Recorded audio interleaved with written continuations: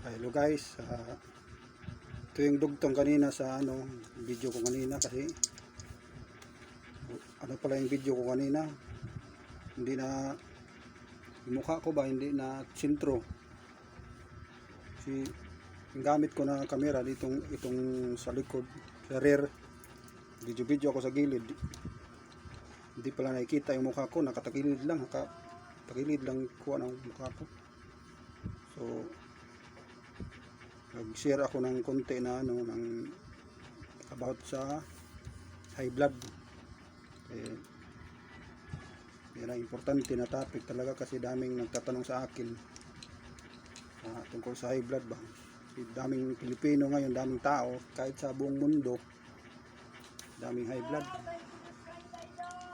diabetes. Pero unahin ko yung sa high blood. Ito quick lang, parang review lang ba, parang summary lang kasi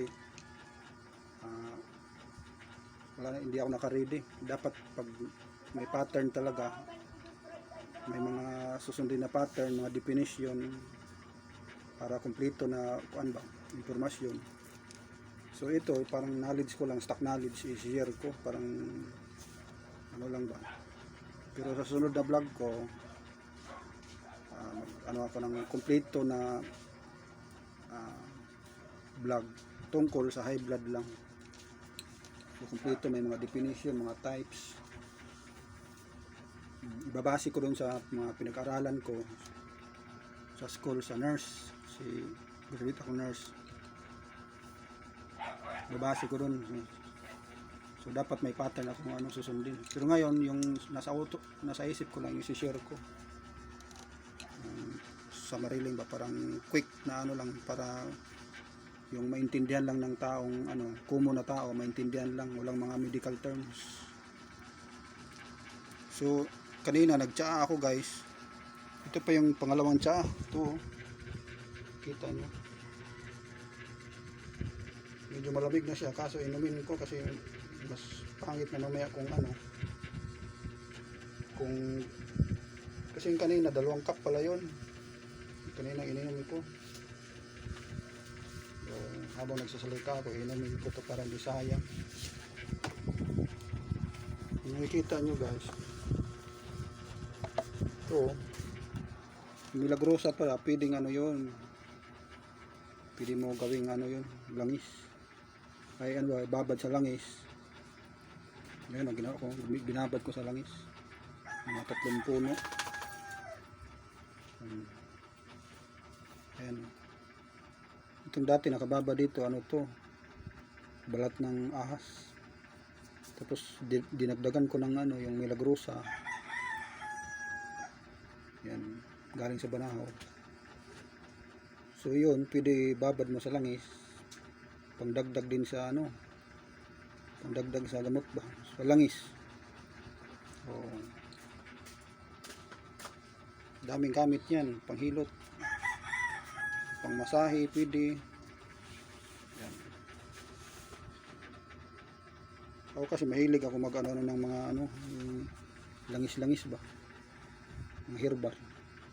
Hilig ako gumawa niyan, bata pa ako dati, gumagawa na ako niyan. Parang katuwaan lang, parang laro-laro lang, hanggang sa tumanda na ako, kahiligan ko pa rin. Hanggang ngayon,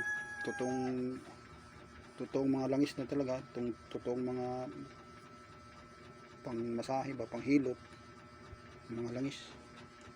So yan, pwede may babad yun. Gawin natin dyan.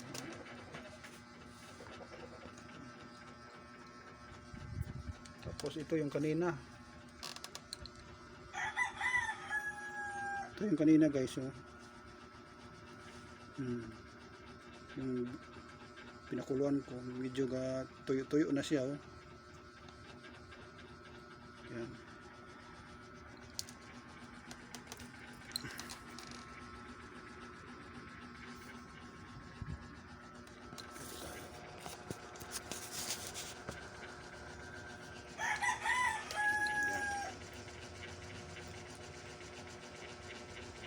Medyo malamig na, kanina pa yun.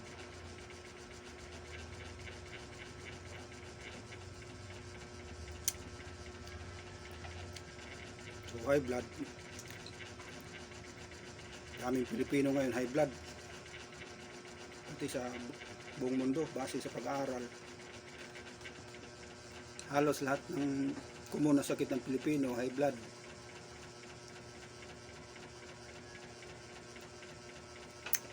So high blood, pag sinasabing high blood, daming klase.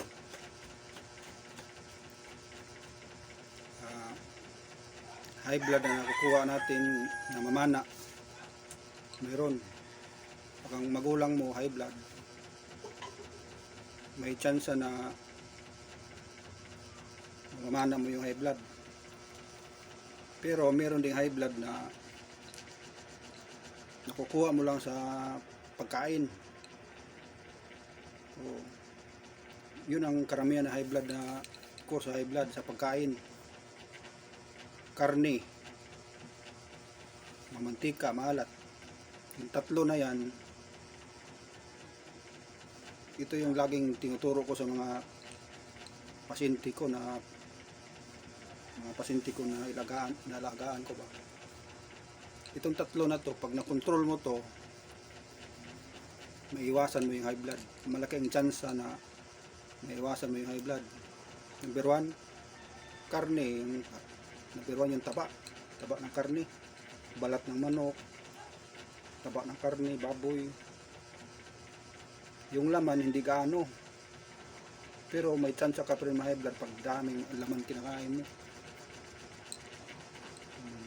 Pangalawa yung mamantika, yung pagkain, yung mga fatty, mga prito, lahat ng klaseng prito basta may mantika, mga fatty foods, mga mantika, halimbawa prito, butter, margarine, basta may mga oil na mga pagkain, oily. Pangatlo, salty o mga maalat na pagkain, lahat, mga dilata.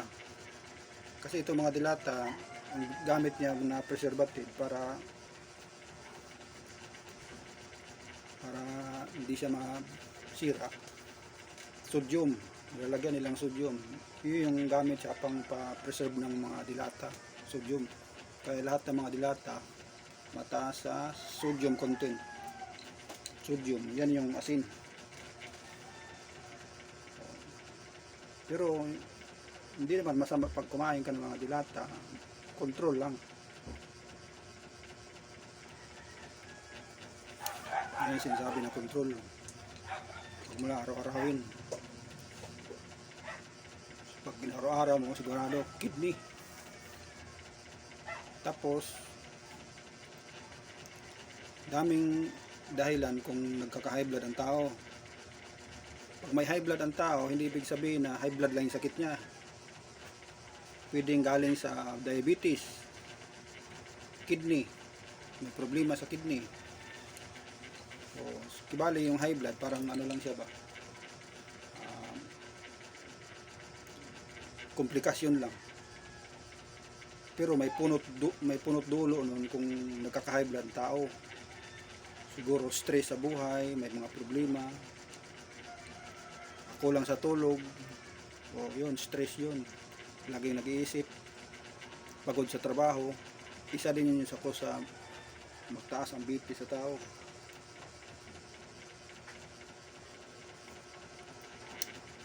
Ang pagtaas ng BP sa tao, ang definition yan, yung ugat natin sumisikip sa buong katawan. Parang tubo yan siya, tubo ng tubig yan, ugat natin. Pag sumisikip yung tubo ng daluyan ng ugat natin, ng dugo, yun, mabilis ang pressure ng dugo. Parang tubo rin yan na pag masikip ang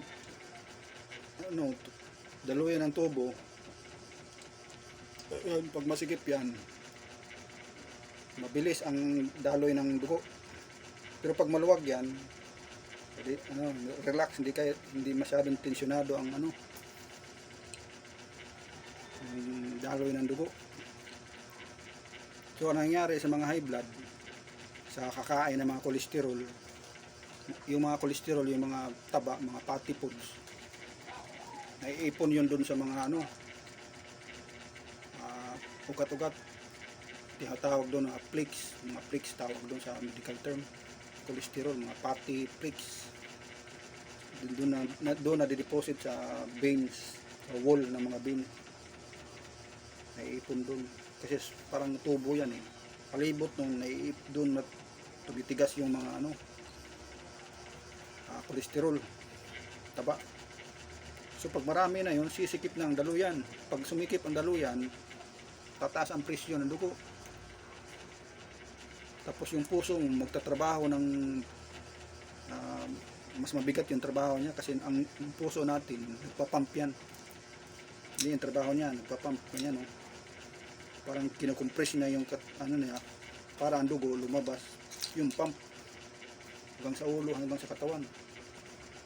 So kung masikip ang mga daluyan ng mga ugat ng katawan natin, mas matigas yung pump niya, mas mabigat yung trabaho niya ba.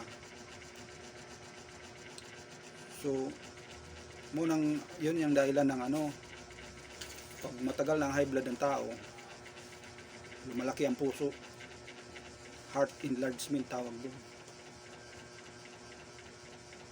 May term yun sa heart enlargement. Yun yung dahilan doon lumalaki ang puso sa mga na yun, yung mga may edad na mga matagalan na nagka high blood. Halimbawa 10 years na o 20 years na may high blood, isa yun sa dahilan na lalaki ang puso sa kakapump yun, na pagod na. Tapos kasi yung puso natin muscle yan pag sa araw-araw na pagpump niya na matigas, parang nai-stretch yung muscle, parang nalulustrid, kaya hindi na masyadong mahigpit yung niya, kaya lumalaki, parang nabinat na ba na binat yung muscle. Yun yung tawag na heart enlargement. So ito yung mga sinasabi ko ngayon, parang yung nasa utak ko lang ba, yung stock knowledge ko lang, pero mag vlog ako sunod yung may pattern na formal na sinusunod na causes ng high blood.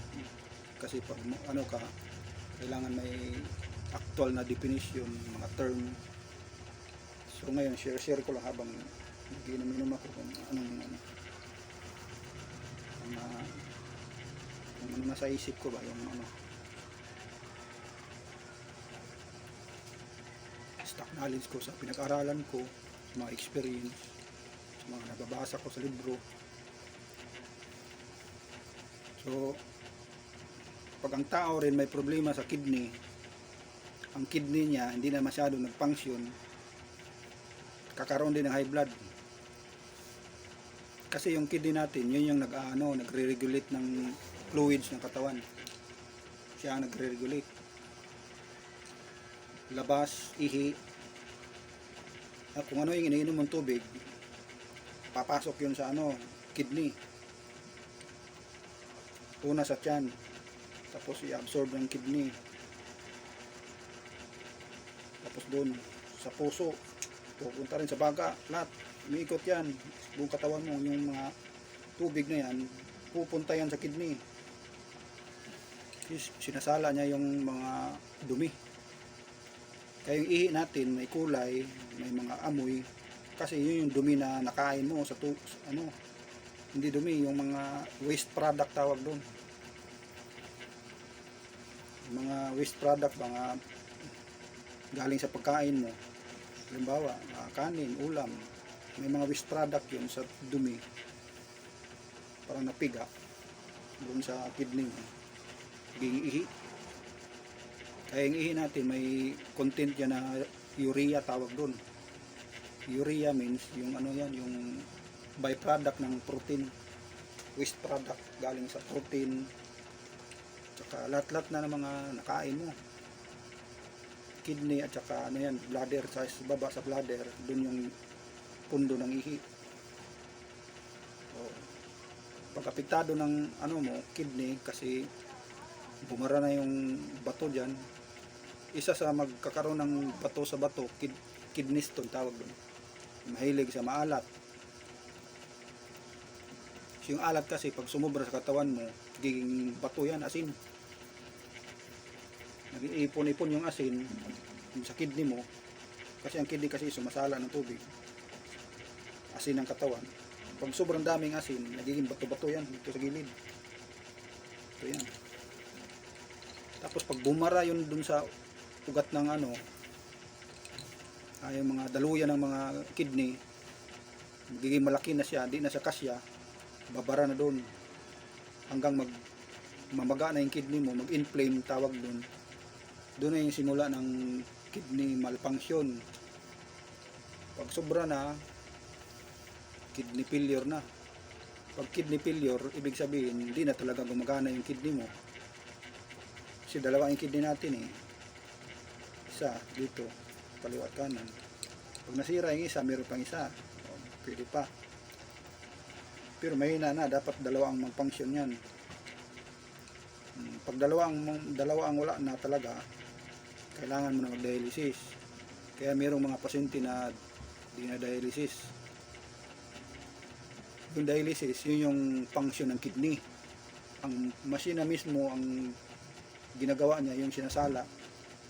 Dito iba, may tubo dyan, pinapasok dyan. O di kaya dito, kukunin yung dugo mo sa machine, hilain yan, higupin, lahat, ano mo, dandahan yan, dandahan, kasi hindi pa bigla-bigla. Kasi pag pabigla yan, pwede mamatay ang tao, mas karoon ng ano, abnormal na ano, pag hindi kayanin ng katawan niyo ba. So, yung dugo mo, kukunin yan sa tubo dito, di kaya dito, pupunta doon sa machine, iikot yan sa machine. Yun ang machine, yung kidney mo. Sinasala niya yan doon ang ano, mga waste product ng nakain mo. Sinasala niya. Tapos ibabalik ulit. Ibabalik sa katawan mo, malinis na. Yun ang function ng ano, dialysis machine. Kaya mga tao na mga may kidney failure, every week, twice a week, thrice a week, nagki-kidney, ano yan sila, dialysis. Kasi pag hindi sila mag-dialysis, malaso ng katawan, maipon sa katawan yung mga waste product. Pag nalaso ng katawan, wala na. Piktado na yung puso. Ano lason yan eh? Parang ano ba? Parang nilason mo yung katawan mo sa ano, kinakain mo. Hindi na nakakalabas kasi wala ng kidney. Hindi ka na makaihi. Yun. So, balik tayo sa high blood. Yun, ang isa sa cause ng high blood, kidney disease, kidney failure. Hindi ibig sabihin na may high blood ka, high blood lang talaga. May dahilan yun. O, yun yung ginagawa ng doktor. Pagdating sa doktor, pa-check up ka, taas yung BP. Halimbawa, BP ka doon. 140 over 90 pa above. Kasi yung high blood kasi 140 over 90 pataas, standard yan. Once lumagpas ka sa threshold na 140 over 90 pataas, 160, 170 high blood na yan.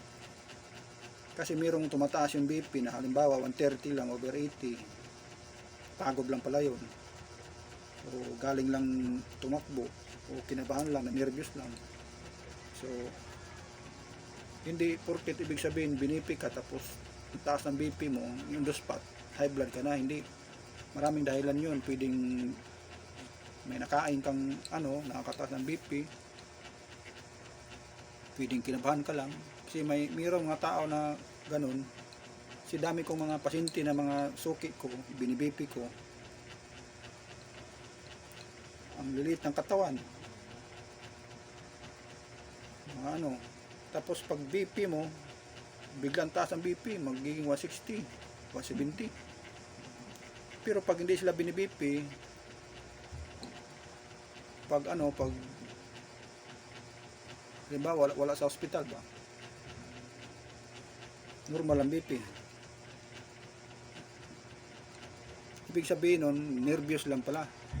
Kasi pag ninervous ang tao, biglang akyat ang BP niyan.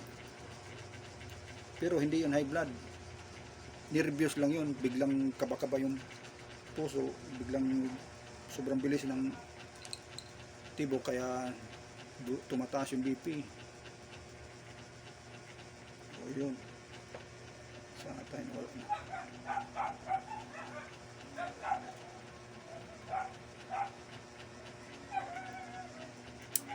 So naubos na guys, oh.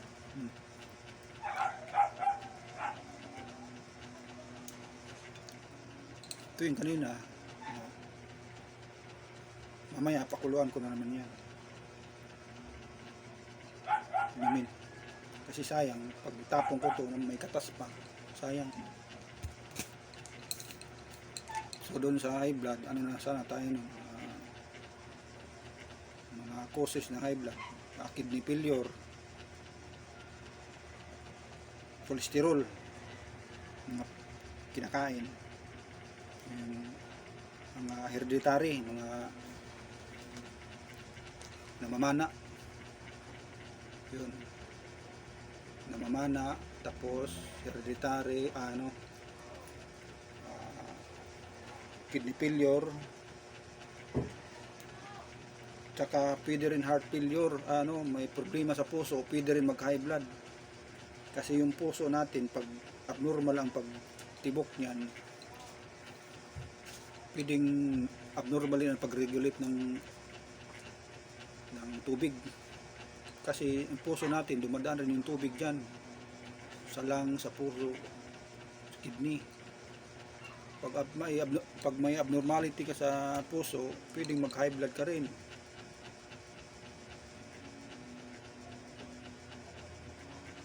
Pero sa aking opinion, pinaka number 1 talaga na cause ng high blood ngayon, pagkain.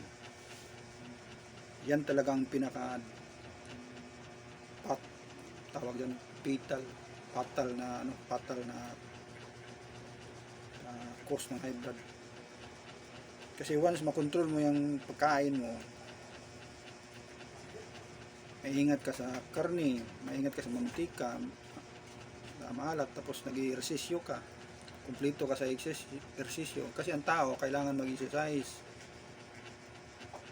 Kaya nagka-high blood ang tao, daming sakit na dumadapo sa katawan, kulang sa exercise. Kahit maglakad-lakad ka lang dyan, exercise na yan. Lakad ka lang na ilang minuto, 30 minutos, exercise na yan.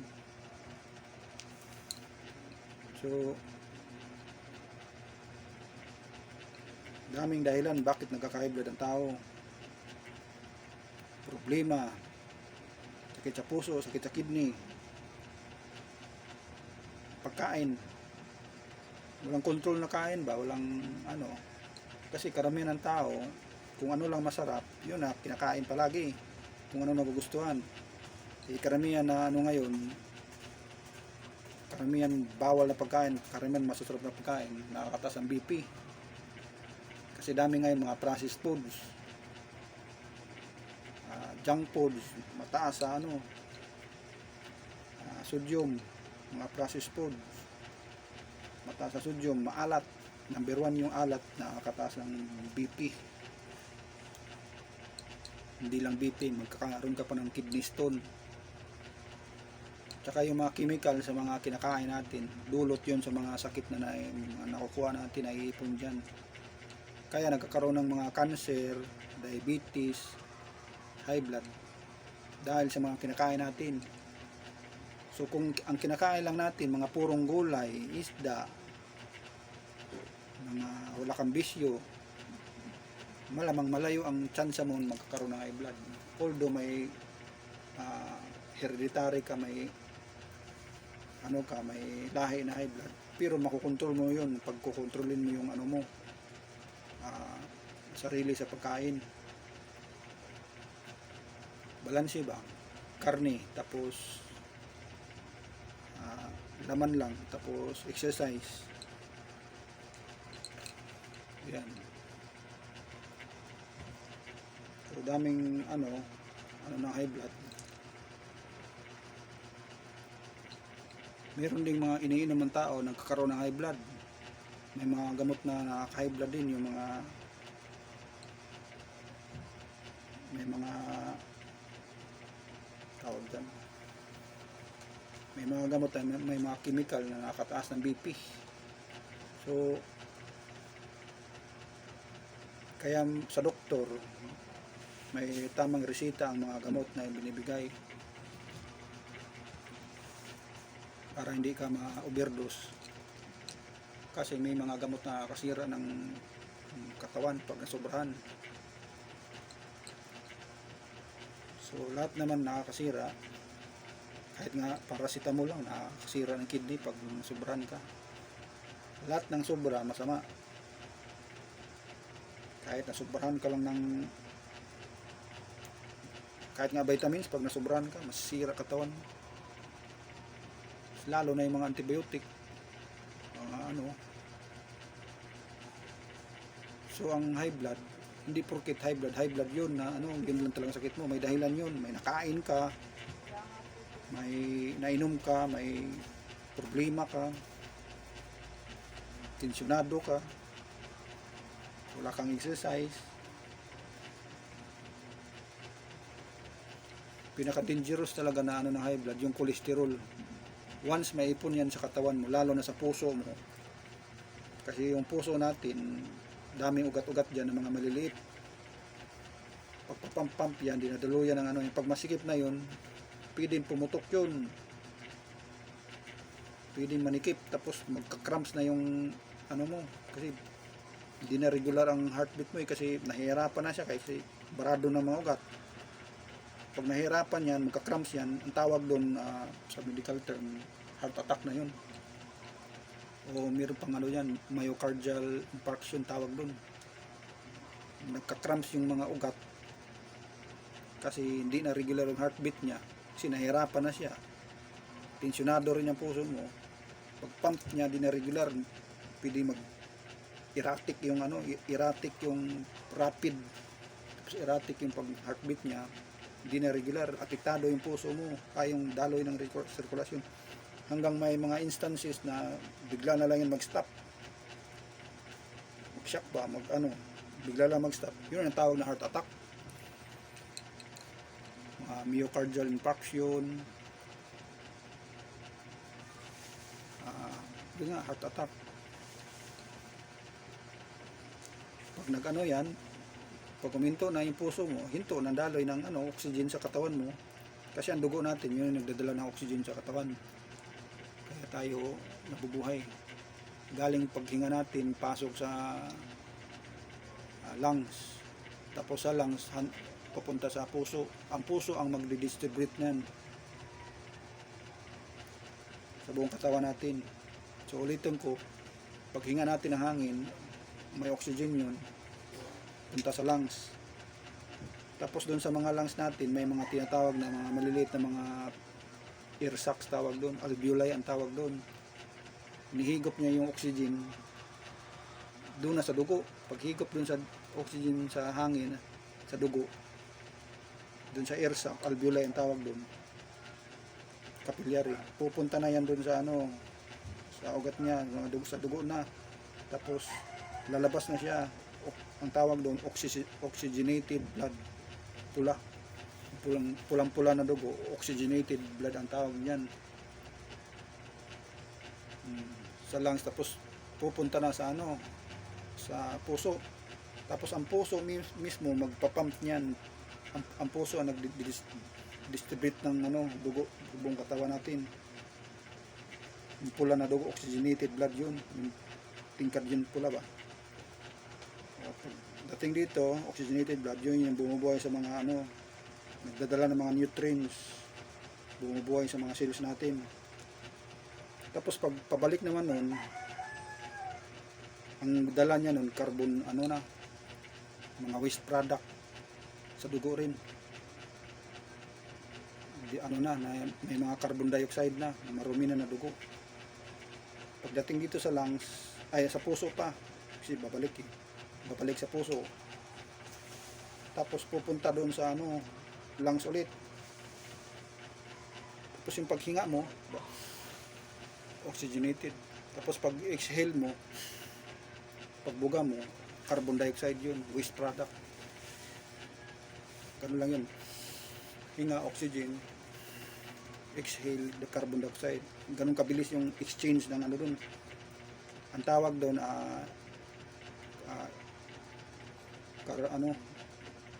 may medical term yan, exchange ng oxygen at saka carbon sa katawan mo, sa lungs at saka sa puso. Ganyan, oxygen, tapos paglabas oxygen, carbon dioxide. Pagpasok ng oxygen patungo sa puso, sa lungs, hanggang doon sa mga